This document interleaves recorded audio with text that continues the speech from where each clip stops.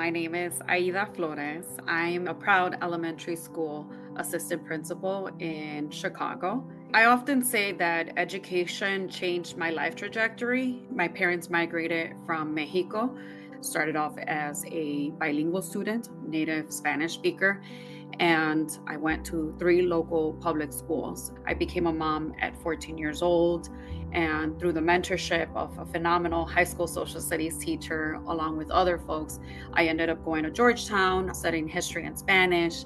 So I knew naturally I wanted to be the teacher that I needed at the time, and also the teacher that can communicate with parents like mine and support students like me, whether you were, children of immigrant parents, a teen parent. I wanted to be that person. Thankfully, I was able to return back to Chicago, become a teacher. I actually taught at my local high school.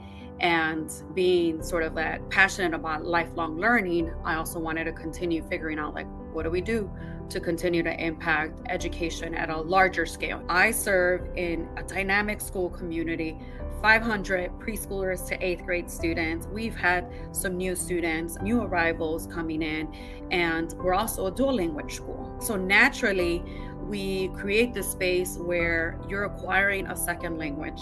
And in the United States, that hasn't been something that is very common.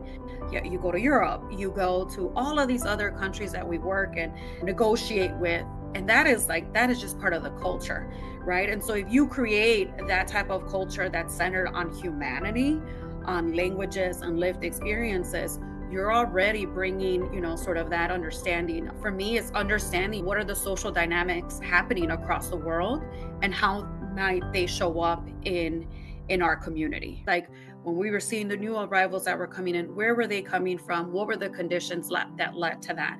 Because we often talk about evidence-based solutions, right? Well, we also need to understand root causes.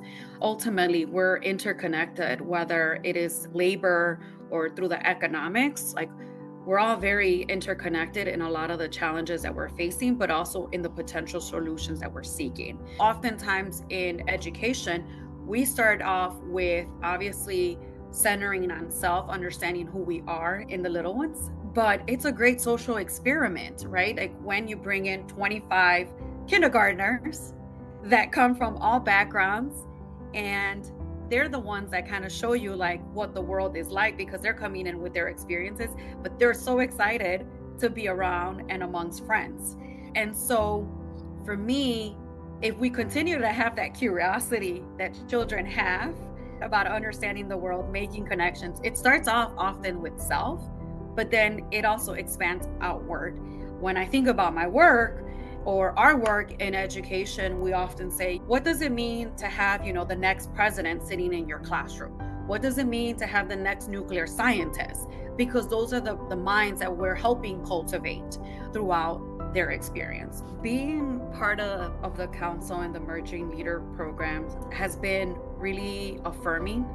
Oftentimes, we go into our professions and we stay there for a long time, but the challenges that we're experiencing as a society and as a world, the dynamic intelligence that our children are growing up with and growing into, requires us to be better prepared, well-versed in figuring out how to continue to develop yourself, but also your role in our society.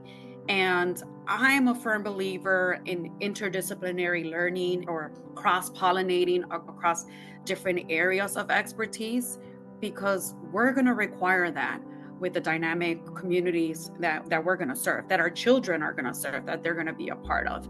And so for me, the council is that type of classroom, that type of laboratory for us to be able to bring in our different lived experiences professionally and personally, but also talk about these dynamic issues happening around the world and locally, with this passion and interest in figuring out, how do I take this information and present it to others? Or how do I start asking different questions to better be able to understand others and figure out if there's a common thread, a potential solution for whatever challenges we are facing?